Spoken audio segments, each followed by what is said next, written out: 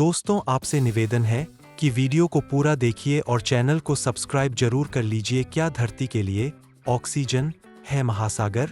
जानिए इनसे कैसे जुड़ा है हमारा जीवन। World wide fund for nature, Harvard institute of public health और ड्यूक यूनिवर्सिटी की समुद्री लैब की एक नई स्टडी की से पता चला है कि महासागर मानव स्वास्थ्य और उसके कल्याण के लिए महासागर काफी अहम भूमिका निभाते हैं। ऐसे में इस रिपोर्ट में जानेंगे कि समुद्री संरक्षित क्षेत्र प्रकृति और मानवता दोनों के लिए कैसे फायदेमंद हो सकते हैं। दुनिया में महासागर केवल समुद्री जीवों का घर ही नहीं है, बल्कि मानव स्वास्थ्य और कल्याण के लिए भी ये महत्वपूर्ण भूमिका निभाते हैं। ये मान लीजिए कि जैसे हमारे पानी और हवा बेहद जरूरी है, वैसे ही ये महासागर भी हमारे लिए है। वन अर्थ में छपी एक नई स्टडी की माने तो महासागर मानव स्वास्थ्य और उसके कल्याण के लिए महासागर काफी अहम भूमिका निभाते हैं। ये study world wide fund for nature, Harvard institute of public health और ड्यूक यूनिवर्सिटी की समुद्री प्रयोगशाला ने की है, जिससे यह समझा जा सकता है कि समुद्री संरक्षित क्षेत्र प्रकृति और मानवता दोनों के लिए कैसे फायदेमंद हो सकते हैं।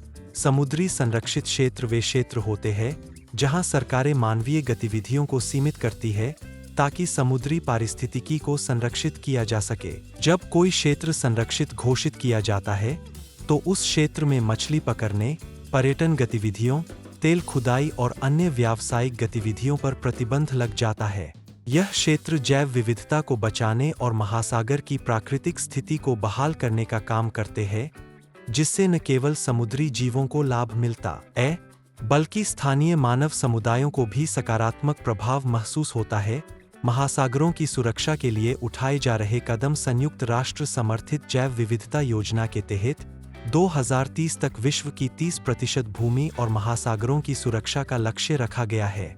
इस योजना के अंतर्गत महासागरों का संरक्षण महत्वपूर्ण है, क्योंकि मानव जीवन महासागरों की स्वस्थ स्थिति पर निर्भर करता है।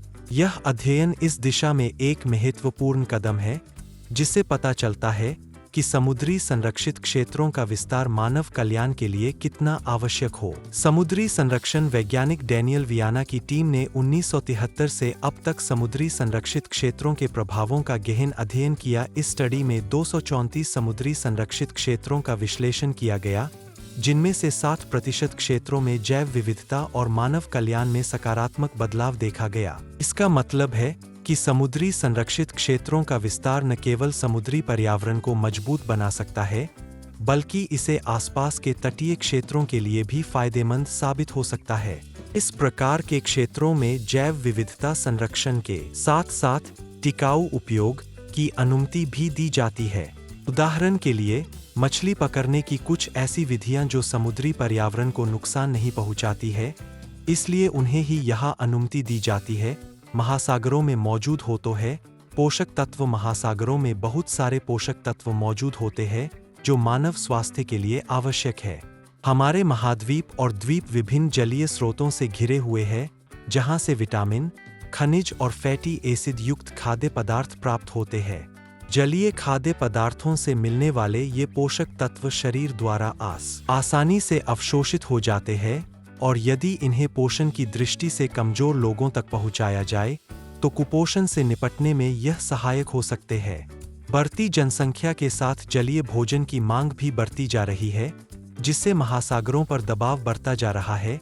समुद्री संरक्षित क्षेत्रों का लाभ। समुद्री संरक्षित क्षेत्रों का एक और लाभ यह है कि ये मछलियों और अन्य समुद्री जीवों की संख्या को बढ़ाने में सहायक होते हैं।